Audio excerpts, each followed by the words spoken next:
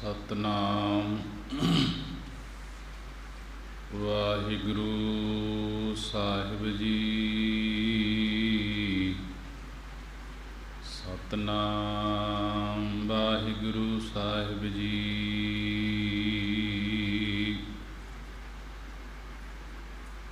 डंडौत वंदनी अनक वार SERB कला समरथ। Dolan ते राखो प्रभु नानक दे कर हथ। फिरत फिरत प्रभ आया परया तो सरनाए। नानक की प्रभ बेनती अपनी भगति लाए। सतनाम वाहिगुरु साहिब जी। राग गौड़ी ग्वारेरी महला पंजवा अष्टपदियाँ। एक ओंकार सतनाम करता पुरख गुर प्रसाद। जब एहो मन में करत गवाना तब एहो बाबर फिरत बेगाना। जब एह मन मैं करत गमाना तब एहो बाबर फिरत बेगाना। जब एहो हुआ सगल की रीना तां तेर मैया घट घट चीना। सहज सहेला फल मसकीनी सतगुर अपने मोहे दान दीनी। रहाओ जाव किसको इहो जान समंदा तब सगले इस मेल है फंदा। मेर तेर जब इन्हें चुकाई ताते इस संग नहीं बैराई। जाव इन अपनी अपनी धारी ताब इसको है मुश्किल भारी। जब इन करने हार पिछाता ताब इसनो नाही किस ताता। जब इन अपनो वाद्यो मोहा आवे जाए सदा जम जोहा। जाव इसते सब बिन से भरमा भेद नाही है पार ब्रह्मा। जाव इन किस कर मानै भेदा तब ते दुख दंड अर खेदा। जब इन एको एकी बूझिया तब ते इसनो सब किस सूझिया। जब एहो धावै माया अर्थी नह तृपतावै नह तिस लाथी। जाव इसते एहो होयो जौला पीछे लाग चली उठ कौला। कर कृपा जो सतगुर मिलियो मन मंदिर में दीपक जलियो। जीत हार की सोझी करी तो इस घर की कीमत परी। करन करावन सब किस एक आपे बुद्ध विचार विवेक। दूर ना नेरै सब कै संगा सच सलाहन नानक हर रंगा। सच सलाहन नानक हर रंगा। वाहिगुरु जी का खालसा वाहिगुरु जी की फतेह। साहिब श्री गुरु ग्रंथ साहिब महाराज जी का कोटान कोट शुकराना है कि गुरु ने बड़ी ही रहमत किरपा कीती है। संगतां नूं अमृत वेले दे खुले दर्शन दीदारे बख्शे न। आओ अमृत वेले की संभाल करते हुए साहिब श्री गुरु ग्रंथ साहिब महाराज जी की पवित्र बाणी बाणी की विचार श्रवण करते हुए ਸਾਹਿਬ ਸ੍ਰੀ ਗੁਰੂ ਗ੍ਰੰਥ ਸਾਹਿਬ ਮਹਾਰਾਜ ਜੀ ਨੂੰ ਸੀਸ ਝੁਕਾਉਂਦੇ ਹੋਏ, ਅਰਦਾਸਾਂ ਬੇਨਤੀਆਂ ਕਰਦੇ ਹੋਏ ਸਾਰੀ ਸੰਗਤ ਗੱਜ ਕੇ ਫਤਿਹ ਬੁਲਾਉਣਾ ਕਰੀਏ ਜੀ। ਵਾਹਿਗੁਰੂ ਜੀ ਕਾ ਖਾਲਸਾ, ਵਾਹਿਗੁਰੂ ਜੀ ਕੀ ਫਤਿਹ। ਸ੍ਰੀ ਅੰਮ੍ਰਿਤਸਰ ਸਾਹਿਬ ਮੰਜੀ ਸਾਹਿਬ ਵਿਖੇ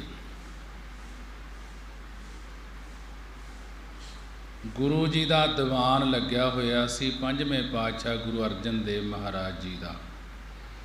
ਉੱਥੇ ਭਾਈ ਪੁਰਾਣਾ ਜੀ, ਭਾਈ ਪੈੜਾ ਜੀ ਆਦਿਕ ਗੁਰਸਿੱਖ ਦਰਸ਼ਨ ਕਰ ਰਹੇ ਸਨ ਕਿ ਇੱਕ ਵਾਰੀ ਸ੍ਰੀ ਅੰਮ੍ਰਿਤਸਰ ਸਾਹਿਬ ਮੰਜੀ ਸਾਹਿਬ ਵਿਖੇ ਗੁਰੂ ਅਰਜਨ ਦੇਵ ਮਹਾਰਾਜ ਜੀ ਦਾ ਦੀਵਾਨ ਲੱਗਿਆ ਹੋਇਆ ਸੀ, ਪੰਜਵੇਂ ਪਾਤਸ਼ਾਹ ਜੀ ਦਾ।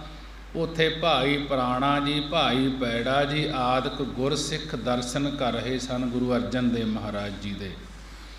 ਇਹਨਾਂ ਸਾਰੇ ਗੁਰਸਿੱਖਾਂ ਨੇ ਬੇਨਤੀ ਕੀਤੀ ਕਿ ਹੇ ਸੱਚੇ ਪਾਤਸ਼ਾਹ ਜੀ, ਜੇ ਇੱਕੋ ਪਰਮੇਸ਼ਰ ਹੀ ਹੈ ਤਾਂ ਮਨ ਭਰਮ ਦੇ ਵਿੱਚ ਕਿਉਂ ਪੈ ਗਿਆ ਹੈ?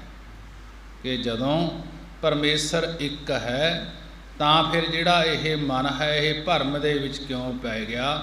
ਇੱਕ ਪਰਮੇਸ਼ਰ ਦੇ ਨਾਲ ਕਿਉਂ ਨਹੀਂ ਜੁੜ ਰਿਹਾ?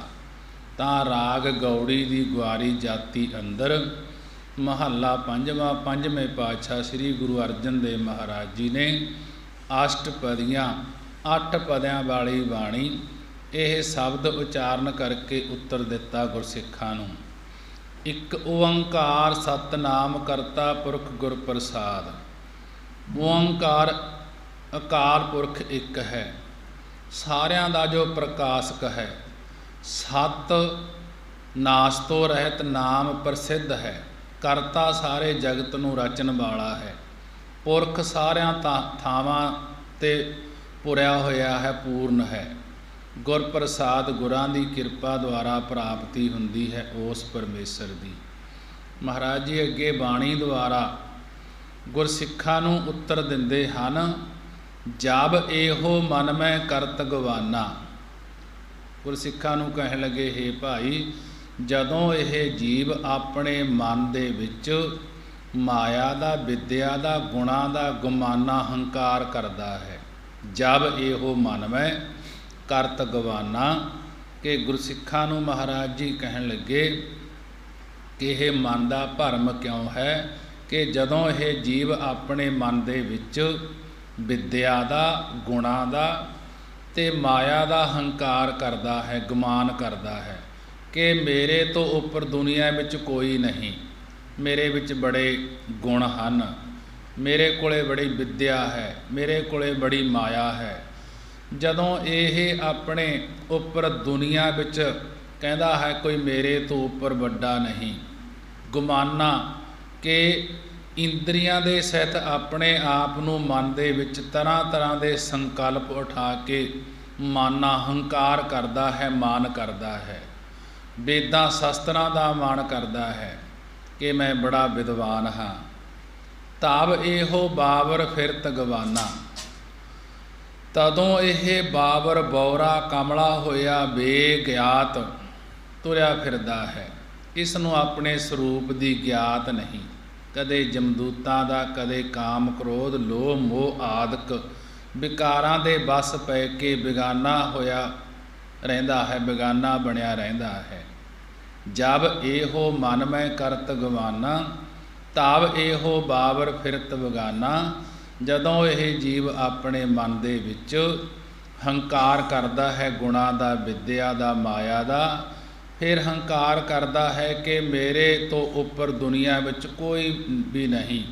ਇਹ ਇੰਦਰੀਆਂ ਦੇ ਸਹਿਤ ਆਪਣੇ ਆਪ ਨੂੰ ਮਨ ਦੇ ਵਿੱਚ ਤਰ੍ਹਾਂ ਤਰ੍ਹਾਂ ਦੇ ਸੰਕਲਪ ਉਠਾ ਕੇ ਹੰਕਾਰ ਕਰਦਾ ਹੈ।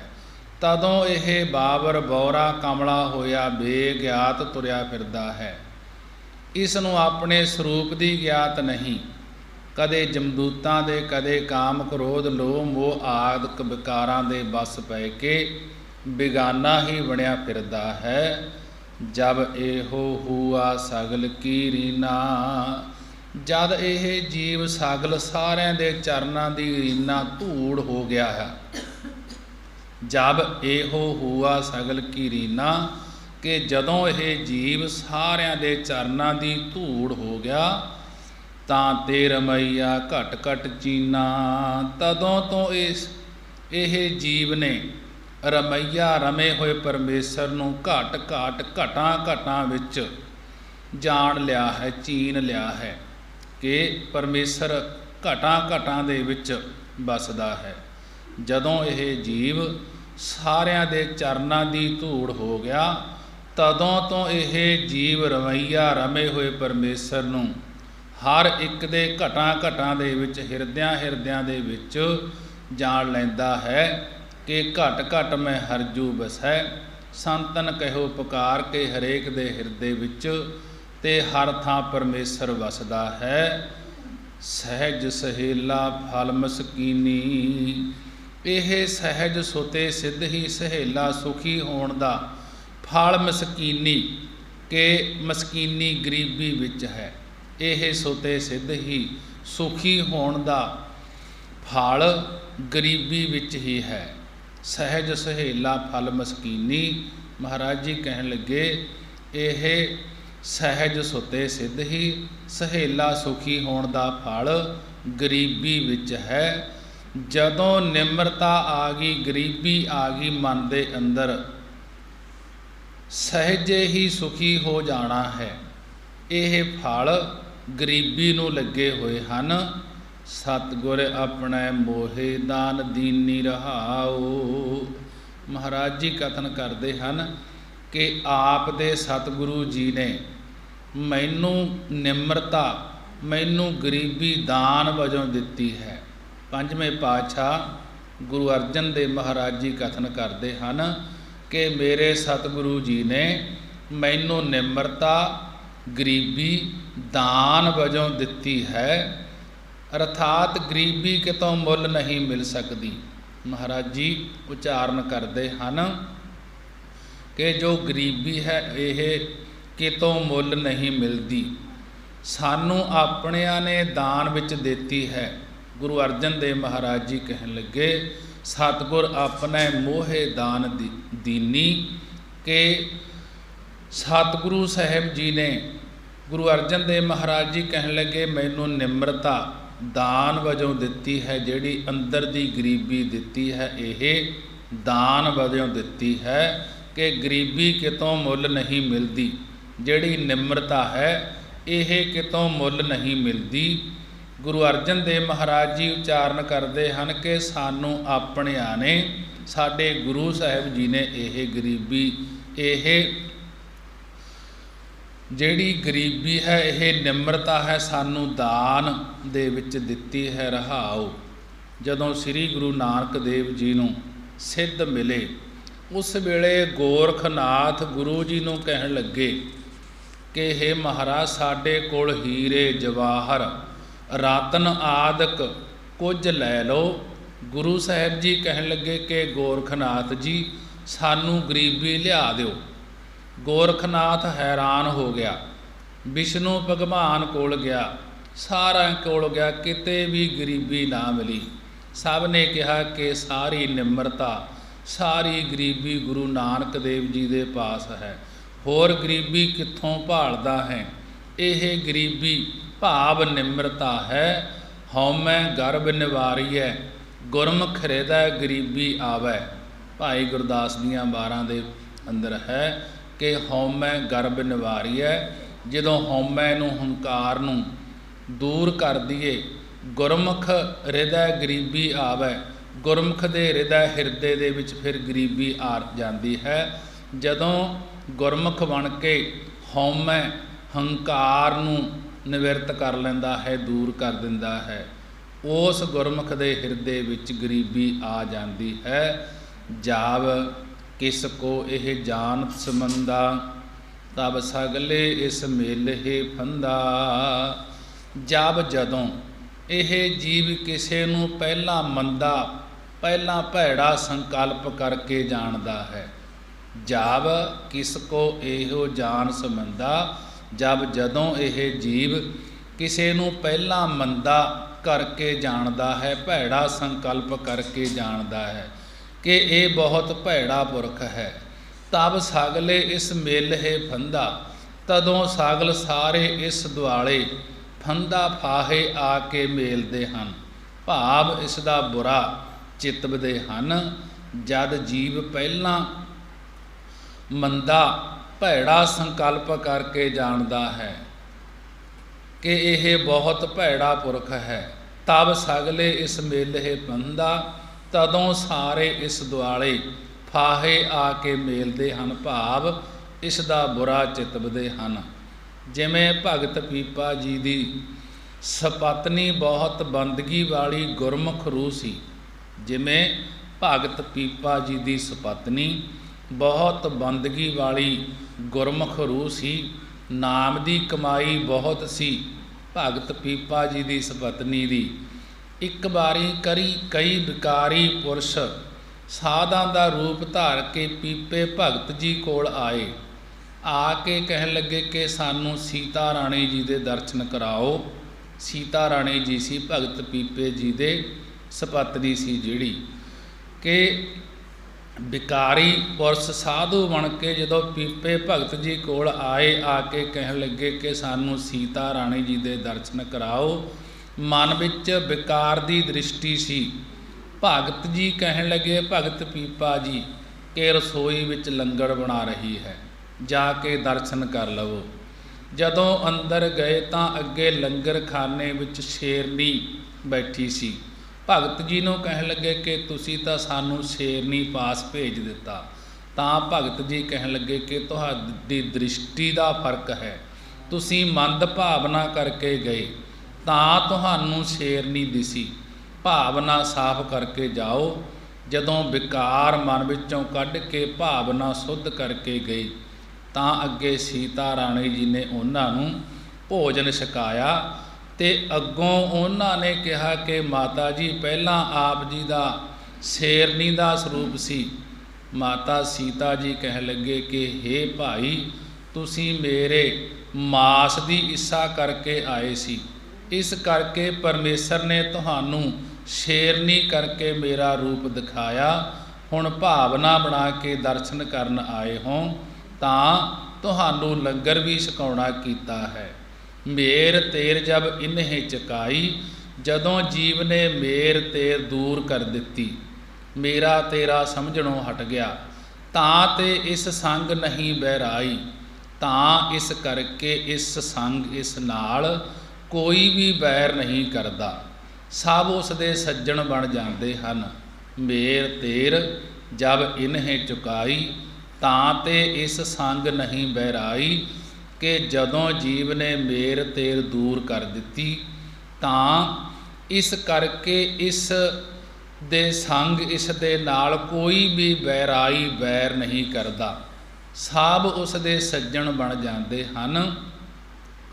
ਜਬ ਇਨ ਆਪਣੀ ਆਪਣੀ ਧਾਰੀ, ਜਦੋਂ ਇਸ ਜੀਵ ਨੇ ਆਪਣੀ ਦੇਹ ਮੰਨ ਕੇ ਆਪਣੀ ਮਮਤਾ ਪਦਾਰਥਾਂ ਵਿੱਚ ਧਾਰ ਲਈ, ਤਾਬ ਇਸ ਕੋ ਹੈ ਮੁਸ਼ਕਲ ਭਾਰੀ, ਤਦੋਂ ਇਸ ਵੇਲੇ ਇਸ ਨੂੰ ਭਾਰੀ ਬਹੁਤੀ ਮੁਸ਼ਕਲ ਬਿਪਤਾ ਪੈ ਜਾਂਦੀ ਹੈ। ਭਾਵ ਬਿਪਤਾ ਵਿੱਚੋਂ ਨਿਕਲਣਾ ਮੁਸ਼ਕਲ ਹੋ ਜਾਂਦਾ ਹੈ। ਜਾਬ ਇਨ ਆਪਣੀ ਆਪਣੀ ਧਾਰੀ, ਕਿ ਜਦੋਂ ਇਸ ਜੀਵ ਨੇ ਆਪਣੀ ਦੇਹ ਮੰਨ ਕੇ ਆਪਣੀ ਮਮਤਾ ਕੇ ਪਦਾਰਥਾਂ ਦੇ ਵਿੱਚ ਧਾਰ ਲਈ, ਤਦੋਂ ਇਸ ਵੇਲੇ ਇਸ ਨੂੰ ਭਾਰੀ ਬਹੁਤੀ ਮੁਸ਼ਕਲ ਬਹੁਤੀ ਬਿਪਤਾ ਪੈ ਜਾਂਦੀ ਹੈ। ਭਾਵ ਬਿਪਤਾ ਵਿੱਚੋਂ ਨਿਕਲਣਾ ਮੁਸ਼ਕਲ ਹੋ ਜਾਂਦਾ ਹੈ। ਜਬ ਇਨ ਕਰਣੈ ਹਾਰ ਪਛਾਤਾ, ਜਦੋਂ ਇਸ ਜੀਵ ਨੇ ਆਪਣੀ ਹੰਗਤਾ ਮਮਤਾ ਛੱਡ ਕੇ ਕਰਨੈ ਹਾਰ ਕਰਤਾ ਪੁਰਖ ਪਰਮੇਸ਼ਰ ਨੂੰ ਪਛਾਣ ਭਾਵ ਜਾਣ ਲਿਆ, ਤਾਬ ਇਸ ਨੂੰ ਨਾਹੀ ਕਿਸ ਤਾਤਾ, ਤਾਬ ਤਦੋਂ ਇਸ ਨੂੰ ਕੋਈ ਕੁਝ ਵੀ ਤਾਤਾ, ਕੁਝ ਵੀ ਸਾੜਾ, ਕੁਝ ਵੀ ਝੋਰਾ, ਕੁਝ ਵੀ ਇੱਛਾ ਨਹੀਂ ਰਹਿੰਦੀ। ਜਦੋਂ ਇਸ ਜੀਵ ਨੇ ਆਪਣੀ ਹੰਗਤਾ ਮਮਤਾ ਛੱਡ ਕੇ ਕਰਨੈ ਹਾਰ ਕਰਤਾ ਪੁਰਖ ਪਰਮੇਸ਼ਰ ਨੂੰ ਪਛਾਣ ਲਿਆ, ਭਾਵ ਪਰਮੇਸ਼ਰ ਨੂੰ ਜਾਣ ਲਿਆ, ਤਾਦ ਇਸ ਨੂੰ ਕੁਝ ਵੀ ਤਾਤਾ, ਕੁਝ ਵੀ ਸਾੜਾ, ਕੁਝ ਵੀ ਇੱਛਾ ਨਹੀਂ ਰਹਿੰਦੀ। ਜਬ ਇਨ ਆਪਣੋ ਬਾਧਿਓ ਮੋਹਾ। ਜਦੋਂ ਇਸ ਜੀਵ ਨੇ ਹੰਕਾਰ ਨਾਲ ਆਪਣਾ ਮੋਹ ਬੰਨ੍ਹ ਲਿਆ ਕਿ ਮੇਰਾ ਪਦਾਰਥ ਹੈ, ਆ ਮੇਰੀ ਵਸਤੂ ਹੈ, ਓਨਾ ਚਿਰ ਇਹ ਜੀਵ ਜਨਮ ਧਰ ਕੇ ਆਵੈ ਜਾਏ ਸਦਾ ਜਮ ਜੋਹਾ। ਓਨਾ ਚਿਰ ਇਹ ਜੀਵ ਜਨਮ ਧਾਰ ਕੇ ਆਉਂਦਾ ਹੈ ਅਤੇ ਮਰ ਕੇ ਜਾਂਦਾ ਹੈ, ਅਤੇ ਹਮੇਸ਼ਾ ਹੀ ਉਸ ਦੇ ਤਾਈਂ ਜਮ ਜੋਹਾ, ਜਮ ਤਾੜਦਾ ਭਾਵ ਜਮ ਦੇਖਦਾ ਰਹਿੰਦਾ ਹੈ। ਕਦੋਂ ਵਾਰੀ ਆਵੇ ਤਾਂ ਇਸ ਨੂੰ ਲੈ ਕੇ ਜਾਵਾਂ। ਜਾਵ ਇਨ ਆਪਣੋ ਬਾਧਿਓ ਮੋਹਾ। ਜਦੋਂ ਇਸ ਜੀਵ ਨੇ ਹੰਕਾਰ ਨਾਲ ਆਪਣਾ ਮੋਹ ਬੰਨ੍ਹ ਲਿਆ ਹੈ ਕਿ ਇਹ ਮੇਰਾ ਪਦਾਰਥ ਹੈ, ਜਦੋਂ ਇਹ ਮੇਰੀ ਕਰਨ ਲੱਗ ਜਾਂਦਾ ਹੈ, ਆਵੈ ਜਾਏ ਸਦਾ ਜਮ ਜੋਹਾ, ਓਨਾ ਚਿਰ ਇਹ ਜੀਵ ਜਨਮ ਧਾਰ ਕੇ ਆਉਂਦਾ ਹੈ ਅਤੇ ਮਰ ਕੇ ਜਾਂਦਾ ਰਹਿੰਦਾ ਹੈ। ਸਦਾ ਹਮੇਸ਼ਾ ਹੀ ਉਸ ਦੇ ਤਾਈਂ ਜਮ ਜੋਹਾ, ਜਮ ਤਾੜਦਾ ਭਾਵ ਵੇਖਦਾ ਰਹਿੰਦਾ ਹੈ। ਜਬ ਇਸ ਤੇ ਸਭ ਬਿਨਸੇ ਭਰਮਾ। ਜਦੋਂ ਇਸ ਜੀਵ ਦੇ ਅੰਦਰੋਂ ਸਾਰੇ ਭਰਮ ਨਾਸ ਹੋ ਗਏ। ਜਬ ਇਸ ਤੇ ਸਭ ਬਿਨਸੈ ਭਰਮਾ। ਜਦੋਂ ਇਸ ਜੀਵ ਦੇ ਹਿਰਦੇ ਤੋਂ ਸਾਰੇ ਭਰਮ ਬਿਨਸੇ ਨਾਸ ਹੋ ਗਏ। ਭੇਦ ਨਾਹੀ ਹੈ ਪਾਰ ਬ੍ਰਹਮਾ। ਤਾਂ ਉਸ ਵੇਲੇ ਜੀਵ ਅਤੇ ਪਰਮਾਤਮਾ ਪਰਮੇਸ਼ਰ ਵਿੱਚ ਕੋਈ ਭੇਦ, ਕੋਈ ਫਰਕ ਨਹੀਂ ਰਹਿੰਦਾ। ਜਦੋਂ ਇਸ ਦੇ ਹਿਰਦੇ ਤੋਂ ਸਾਰੇ ਭਰਮ ਨਾਸ ਹੋ ਜਾਂਦੇ ਹਨ ਤਾਂ ਉਸ ਵੇਲੇ ਜੀਵ ਅਤੇ ਪਾਰ ਬ੍ਰਹਮਾ ਪਰਮੇਸ਼ਰ ਵਿੱਚ ਕੋਈ ਭੇਦ, ਕੋਈ ਫਰਕ ਨਹੀਂ ਰਹਿੰਦਾ। ਅਭੇਦ ਹੋ ਜਾਂਦਾ ਹੈ, ਇੱਕ ਮਿਕ ਹੋ ਜਾਂਦਾ ਹੈ, ਪਰਮੇਸ਼ਰ ਦਾ ਰੂਪ ਹੋ ਜਾਂਦਾ ਹੈ। ਜਿਵੇਂ ਬੂੰਦ ਸਾਗਰ ਵਿੱਚ ਮਿਲ ਕੇ ਸਾਗਰ ਦਾ ਰੂਪ ਹੋ ਜਾਂਦੀ ਹੈ, ਸਮੁੰਦਰ ਦਾ ਰੂਪ ਹੋ ਜਾਂਦੀ ਹੈ। ਜੀਵ ਵੀ ਪਰਮੇਸ਼ਰ ਦੇ ਨਾਲ ਮਿਲ ਕੇ ਪਰਮੇਸ਼ਰ ਦਾ ਹੀ ਰੂਪ ਹੋ ਜਾਂਦਾ ਹੈ, ਇੱਕ ਮਿਕ ਹੋ ਜਾਂਦਾ ਹੈ ਉਸ ਪਰਮੇਸ਼ਰ ਦੇ ਵਿੱਚ। ਜਾਵ ਇਨ ਕਿਸ ਕਰ ਮਾਨੇ ਭੇਦਾ, ਤਬ ਤੇ ਦੁਖ ਡੰਡ ਅਰ ਖੇਦਾ। ਜਦੋਂ ਇਸ ਜੀਵ ਨੇ ਭੇਦ ਗਿਆਨ ਕਰਕੇ ਜੀਵ ਈਸ ਜੜ ਆਦਿਕ ਦੇ ਕੁਝ ਭੇਦ ਮੰਨੇ ਹਨ, ਤਬ ਤੇ ਦੁਖ ਡੰਡ ਅਰ ਖੇਦਾ। ਤਦੋਂ ਤੋਂ ਇਸ ਨੂੰ ਸਰੀਰ ਕਰਕੇ ਜੰਮਣ ਮਰਨ ਦਾ ਦੁੱਖ, ਜਮਾ ਦਾ ਡੰਡ ਅਤੇ ਮਨ ਕਰਕੇ ਖੇਦਾ, ਕਸ਼ਟ ਪ੍ਰਾਪਤ ਹੁੰਦਾ ਹੈ। ਜਦੋਂ ਇਸ ਜੀਵ ਨੇ ਭੇਦ ਗਿਆਨ ਕਰਕੇ ਜੀਵ ਈਸ ਜੜ ਆਦਿਕ ਦੇ ਕੁਝ ਭੇਦ ਮੰਨੇ ਹਨ, ਤਦੋਂ ਤੋਂ ਇਸ ਨੂੰ ਸਰੀਰ ਕਰਕੇ ਜੰਮਣ ਮਰਨ ਦਾ ਦੁੱਖ, ਜਮਾ ਦਾ ਡੰਡ ਅਤੇ ਮਨ ਕਰਕੇ ਕਸ਼ਟ ਪ੍ਰਾਪਤ ਹੁੰਦਾ ਹੈ। ਜਬ ਇਨ ਏਕੋ ਏਕੀ ਬੂਝਿਆ। ਜਦੋਂ ਇਸ ਜੀਵ ਨੇ ਲੋਕ ਪਰਲੋਕ ਵਿੱਚ ਇੱਕੋ ਇੱਕ ਪਰਮਾਤਮਾ ਨੂੰ ਸਮਝ ਲਿਆ। ਜਬ ਇਨ ਏਕੋ ਏਕੀ ਬੂਝਿਆ। ਜਦੋਂ ਇਸ ਜੀਵ ਨੇ ਲੋਕ ਪਰਲੋਕ ਵਿੱਚ ਇੱਕੋ ਇੱਕ ਪਰਮਾਤਮਾ ਨੂੰ ਸਮਝ ਲਿਆ ਹੈ, ਤਬ ਤੇ ਇਸ ਨੂੰ ਸਭ ਕਿਸ ਸੂਝਿਆ। ਤਬ ਤੇ ਇਸ ਨੂੰ ਸਭ ਕਿਸ ਸੂਝਿਆ। ਤਾਬ ਤੇ ਤਦੋਂ ਤੋਂ ਇਸ ਨੂੰ ਸਾਰਾ ਕੁਝ ਬ੍ਰਹਮ ਰੂਪ ਕਰਕੇ ਸੁੱਝ ਆਇਆ ਹੈ, ਦਿਸ ਆਇਆ ਹੈ। ਭਾਵ ਪਰਮੇਸ਼ਰ ਦੀ ਕਿਰਪਾ ਕਰਕੇ ਗਿਆਨ ਹੋ ਜਾਂਦਾ ਹੈ। ਜਬ ਇਹੋ ਧਾਵੈ ਮਾਇਆ ਅਰਥੀ। ਜਦ ਇਹ ਜੀਵ ਮਾਇਆ ਦੇ ਅਰਥੀ, ਮਾਇਆ ਦੇ ਅਰਥ ਵਾਸਤੇ ਮੰਗਦਾ, ਜਾਚਕ ਬਣ ਕੇ ਦੌੜਦਾ ਹੈ, ਮੰਗਤਾ ਬਣ ਕੇ ਦੌੜਦਾ ਹੈ। ਜਬ ਇਹੋ ਧਾਵੈ ਮਾਇਆ ਅਰਥੀ। ਜਦੋਂ ਇਹ ਜੀਵ ਮਾਇਆ ਦੇ ਵਾਸਤੇ ਮੰਗਦਾ ਹੈ ਕਿ ਜਾਚਕ ਬਣ ਕੇ ਦੌੜਦਾ ਹੈ। ਨਹਿ ਤ੍ਰਿਪਤਾਵੈ ਨਹਿ ਤਿਸ ਲਾਥੀ। ਇਸ ਨੂੰ ਨਾ ਤਾਂ ਤ੍ਰਿਪਤਾ ਰੱਜ ਆਉਂਦਾ ਹੈ ਅਤੇ ਨਾ ਹੀ ਪਦਾਰਥਾਂ ਦੀ ਤ੍ਰਿਸ਼ਨਾ ਲੈਂਦੀ ਹੈ, ਤ੍ਰਿਸ਼ਨਾ ਮੁੱਕਦੀ ਹੈ। ਜਬ ਇਹੋ ਧਾਵੈ ਮਾਇਆ ਅਰਥੀ। ਜਦ ਇਹ ਜੀਵ ਮਾਇਆ ਦੇ ਅਰਥੀ, ਮਾਇਆ ਦੇ ਵਾਸਤੇ ਮੰਗਤਾ ਬਣ ਕੇ ਦੌੜਦਾ ਹੈ। ਕਿ ਮੰਗਤਾ ਬਣ ਕੇ ਮੰਗਦਾ ਹੈ, ਇਸ ਨੂੰ ਨਾ ਤਾਂ ਫਿਰ ਰੱਜ ਆਉਂਦਾ ਹੈ ਤੇ ਨਾ ਹੀ ਪਦਾਰਥਾਂ ਦੀ ਤ੍ਰਿਸ਼ਨਾ ਇਸ ਦੀ ਮੁੱਕਦੀ ਹੈ। ਜਬ ਇਸ ਤੇ ਇਹ ਹੋਇਓ ਜੌਲਾ, ਜਦੋਂ ਇਹ ਮਾਇਆ ਤੋਂ ਇਹ ਜੀਵ ਜੌਲਾ ਜੁਦਾ ਭਾਵ ਅਸੰਗ ਹੋ ਗਿਆ ਹੈ, ਮਾਇਆ ਤੋਂ ਵੱਖਰਾ ਹੋ ਗਿਆ ਹੈ, ਤਦੋਂ ਪਦਾਰਥਾਂ ਵੱਲੋਂ ਮਨ ਉਥਾਨ ਹੋ ਗਿਆ ਹੈ। ਅੰਦਰੋਂ ਪਦਾਰਥਾਂ ਅਤੇ ਵਿਕਾਰਾਂ ਦੀ ਵਾਸ਼ਨਾ ਮਿਟ ਗਈ ਹੈ।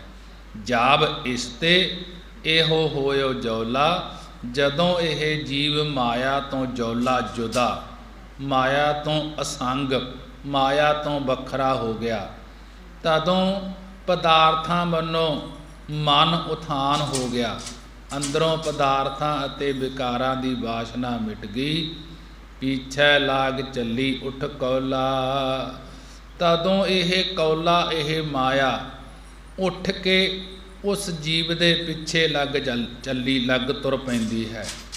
ਜਦੋਂ ਇਹ ਜੀਵ ਮਾਇਆ ਤੋਂ ਜੁਦਾ ਆਸੰਗ ਹੋ ਗਿਆ ਕਿ ਜਦੋਂ ਪਦਾਰਥਾਂ ਵੱਲੋਂ ਮਨ ਉਥਾਨ ਹੋ ਗਿਆ, ਅੰਦਰੋਂ ਪਦਾਰਥਾਂ ਅਤੇ ਵਿਕਾਰਾਂ ਦੀ ਵਾਸ਼ਨਾ ਮਿਟ ਗਈ।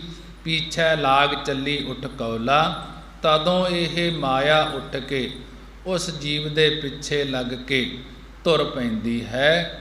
ਅੱਗੇ ਮਹਾਰਾਜ ਜੀ ਸਮਝਾ ਰਹੇ ਹਨ, ਕਰ ਕਿਰਪਾ ਜੋ ਸਤਿਗੁਰ ਮਿਲਿਓ।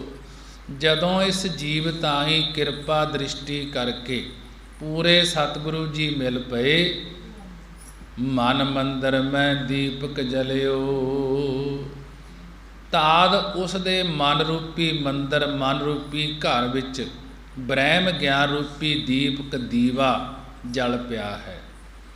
ਕਰ ਕਿਰਪਾ ਜੋ ਸਤਿਗੁਰ ਮਿਲਿਓ, ਜਦੋਂ ਇਸ ਜੀਵ ਤਾਹੀਂ ਕਿਰਪਾ ਦ੍ਰਿਸ਼ਟੀ ਕਰਕੇ ਪੂਰੇ ਸਤਿਗੁਰੂ ਜੀ ਮਿਲ ਪਏ, ਤਾਦ ਉਸ ਦੇ ਮਨ ਰੂਪੀ ਮੰਦਰ ਵਿੱਚ, ਮਨ ਰੂਪੀ ਘਰ ਵਿੱਚ ਬ੍ਰਹਮ ਗਿਆਨ ਰੂਪੀ ਦੀਵਾ ਜਲ ਪਿਆ ਹੈ। ਜਿਸ ਦੀਵੇ ਕਰਕੇ ਅਗਿਆਨ ਦਾ ਹਨੇਰਾ ਚੁੱਕਿਆ ਗਿਆ ਹੈ, ਐਸੀ ਗਿਆਤ ਆਈ, ਜੀਤ ਹਾਰ ਕੀ ਸੋਝੀ ਕਰੀ, ਤੋ ਇਸ ਘਰ ਕੀ ਕੀਮਤ ਪਰੀ।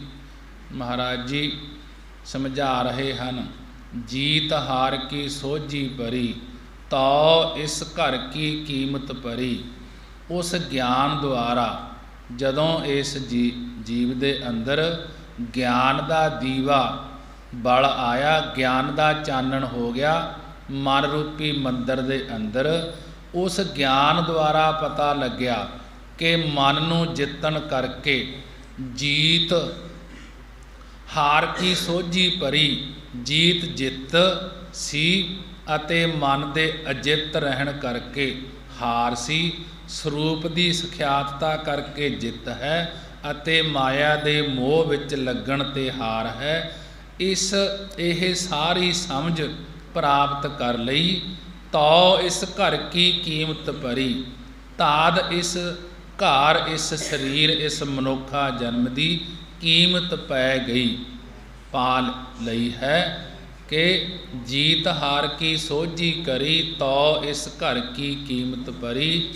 ਕਿ ਜਦੋਂ ਇਸ ਮਨ ਰੂਪੀ ਮੰਦਰ ਦੇ ਵਿੱਚ ਗਿਆਨ ਰੂਪੀ ਦੀਵਾ ਜਲ ਪਿਆ ਤੇ ਉਸ ਗਿਆਨ ਰੂਪੀ ਦੀਵੇ ਦੁਆਰਾ ਪਤਾ ਲੱਗਿਆ ਕਿ ਮਨ ਨੂੰ ਜਿੱਤਣ ਕਰਕੇ ਜਿੱਤ ਸੀ ਅਤੇ ਮਨ ਦੇ ਅਜਿੱਤ ਰਹਿਣ ਕਰਕੇ ਹਾਰ ਸੀ। ਸਰੂਪ ਦੀ ਸਖਿਆਤਤਾ ਕਰਕੇ ਜਿੱਤ ਹੈ ਅਤੇ ਮਾਇਆ ਦੇ ਮੋਹ ਵਿੱਚ ਲੱਗਣ ਤੇ ਹਾਰ ਹੈ। ਇਹ ਸਾਰੀ ਸੋਝੀ, ਇਹ ਸਾਰੀ ਸਮਝ ਪ੍ਰਾਪਤ ਕਰ ਲਈ, ਤਾਦ ਇਸ ਸਰੀਰ, ਇਸ ਘਰ, ਇਸ ਮਨੁੱਖਾ ਜਨਮ ਦੀ ਕੀਮਤ ਪੈਗੀ, ਮੁੱਲ ਪੈ ਗਿਆ। ਕਰਨ ਕਰਾਵਣ ਸਭ ਕਿਸ ਏਕੈ। ਗੁਰੂ ਅਰਜਨ ਦੇਵ ਮਹਾਰਾਜ ਜੀ ਕਥਨ ਕਰਦੇ ਹਨ ਕਿ ਉਹ ਇੱਕ ਪਰਮੇਸ਼ਰ ਹੀ ਸਾਰਾ ਕੁਝ ਕਰਨ ਕਰਾਵਣ ਵਾਲਾ ਹੈ। ਕਰਨ ਕਰਾਵਣ ਸਭ ਕਿਸ ਏਕੈ, ਕਿ ਉਹ ਏਕੈ, ਇੱਕ ਪਰਮੇਸ਼ਰ ਹੀ ਸਭ ਸਾਰਾ ਕੁਝ ਕਰਨ ਕਰਾਵਣ ਵਾਲਾ ਹੈ, ਭਾਵ ਸਾਰੇ ਕਾਰਜਾਂ ਨੂੰ ਕਰਨ ਵਾਲਾ ਹੈ। ਬ੍ਰਹਮਾ, ਵਿਸ਼ਨੂੰ, ਸ਼ਿਵ ਜੀ ਆਦਿਕਾਂ ਨੂੰ ਪ੍ਰੇਰ ਕੇ ਉਤਪਤੀ ਪਾਲਣਾ ਲਯਤਾ ਦੇ ਕਾਰਜਾਂ ਨੂੰ ਕਰਾਉਣ ਵਾਲਾ ਸਭ ਕੁਝ ਇੱਕੋ ਅਕਾਲ ਪੁਰਖ ਹੀ ਹੈ। ਆਪੇ ਬੁੱਧ ਵਿਚਾਰ ਬਵੇਕੈ। ਉਹ ਪਰਮੇਸ਼ਰ ਆਪ ਹੀ ਬੁੱਧੀ ਦੇਣ ਵਾਲਾ ਹੈ ਕਿ ਸੰਗਤ ਵਿੱਚ ਨਿਰਣਾ ਕਰਨ ਵਾਲਾ ਵੀ ਆਪ ਹੀ ਹੈ। ਆਪੇ ਬੁੱਧ ਵਿਚਾਰ ਵਿਵੇਕੈ। ਉਹ ਪਰਮੇਸ਼ਰ ਆਪ ਹੀ ਬੁੱਧੀ ਦੇਣ ਵਾਲਾ ਹੈ, ਸੰਗਤ ਵਿੱਚ ਨਿਰਣਾ ਕਰਨ ਵਾਲਾ ਵੀ ਆਪ ਹੈ। ਵਿਵੇਕੈ ਜੀਵ ਈਸ਼ ਦੀ ਏਕਤਾ ਕਰਾਉਣ ਵਾਲਾ ਵੀ ਉਹ ਪਰਮੇਸ਼ਰ ਆਪ ਹੀ ਹੈ। ਦੂਰ ਨਾ ਨੇਰੈ ਸਭ ਕੈ ਸੰਗਾ, ਸੱਚ ਸਲਾਹਣ ਨਾਨਕ ਹਰ ਰੰਗਾ। ਪਰਮੇਸ਼ਰ ਨਾ ਦੂਰ ਅਤੇ ਨਾ ਹੀ ਨੇੜੇ ਹੈ। ਅਗਿਆਨੀਆਂ ਨੇ ਦੂਰ ਮੰਨਿਆ ਹੈ, ਜਿਨ੍ਹਾਂ ਨੂੰ ਗਿਆਨ ਨਹੀਂ। ਵਿਚਾਰਵਾਨਾਂ ਨੇ ਨੇੜੇ ਮੰਨਿਆ ਹੈ, ਜਿਨ੍ਹਾਂ ਨੂੰ ਭਰੋਸਾ ਹੈ, ਵਿਚਾਰ ਕਰਦੇ ਹਨ ਕਿ ਪਰਮੇਸ਼ਰ ਨੇੜੇ ਤੋਂ ਨੇੜੇ ਹੈ। ਗਿਆਨਮਾਨਾਂ ਨੇ, ਵਿਚਾਰਵਾਨਾਂ ਨੇ ਮੰਨਿਆ ਹੈ। ਅਗਿਆਨੀਆਂ ਨੇ, ਗਿਆਨ ਤੋਂ ਹੀਣਿਆਂ ਨੇ ਪਰਮੇਸ਼ਰ ਨੂੰ ਦੂਰ ਮੰਨਿਆ ਹੈ। ਉਹ ਆਤਮਾ ਰੂਪ ਹੋਣ ਕਰਕੇ ਸਾਰਿਆਂ ਦੇ ਸੰਗਾ, ਸਾਰਿਆਂ ਦੇ ਸਾਥ ਹੈ, ਭਾਵ ਸਦਾ ਅੰਗ ਸੰਗ ਹੈ।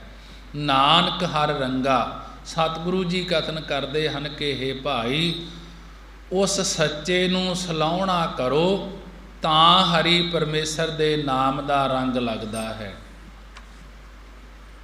ਮਹਾਰਾਜ ਜੀ ਨੇ ਬੜੇ ਹੀ ਵਿਸਥਾਰ ਦੇ ਨਾਲ ਗੁਰਬਾਣੀ ਦੁਆਰਾ ਸਮਝਾਉਣਾ ਕੀਤਾ। ਪੰਜਵੇਂ ਪਾਤਸ਼ਾਹ ਗੁਰੂ ਅਰਜਨ ਦੇਵ ਮਹਾਰਾਜ ਜੀ ਨੇ ਦੂਰ ਨਾ ਨੇਰੈ ਸਭ ਕੈ ਸੰਗਾ, ਸੱਚ ਸਲਾਹਣ ਨਾਨਕ ਹਰ ਰੰਗਾ।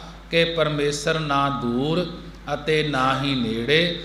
ਅਗਿਆਨੀਆਂ ਨੇ ਦੂਰ ਮੰਨਿਆ ਹੈ, ਵਿਚਾਰਵਾਨਾਂ ਨੇ ਨੇੜੇ ਮੰਨਿਆ ਹੈ। ਉਹ ਆਤਮਾ ਰੂਪ ਹੋਣ ਕਰਕੇ ਸਾਰਿਆਂ ਦੇ ਸੰਗਾ, ਸਾਰਿਆਂ ਦੇ ਸਾਥ ਹੈ, ਭਾਵ ਸਦਾ ਅੰਗ ਸੰਗ ਹੈ।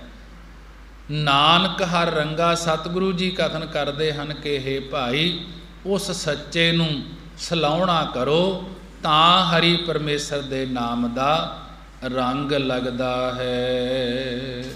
ਮਹਾਰਾਜ ਜੀ ਨੇ ਬੜੇ ਹੀ ਵਿਸਥਾਰ ਦੇ ਨਾਲ ਪਰਮੇਸ਼ਰ ਦੀ ਸਿਫਤ ਸਲਾਹ, ਪਰਮੇਸ਼ਰ ਦਾ ਨਾਮ ਜਪਣ ਬਾਰੇ ਉਪਦੇਸ਼ ਦਿੱਤਾ ਹੈ ਕਿ ਪਰਮੇਸ਼ਰ ਅਕਾਲ ਪੁਰਖ ਵਾਹਿਗੁਰੂ ਸਭ ਦੇ ਅੰਗ ਸੰਗ ਵਸਦਾ ਹੈ, ਕਿ ਉਸ ਪਰਮੇਸ਼ਰ ਦਾ ਨਾਮ ਜਪਣਾ ਕਰੋ, ਕਿ ਨਾਮ ਜਪਣ ਦੇ ਨਾਲ ਹੀ ਲੋਕ ਸੁਖੀਏ ਪਰਲੋਕ ਸਹੇਲੇ ਹੋ ਜਾਣ।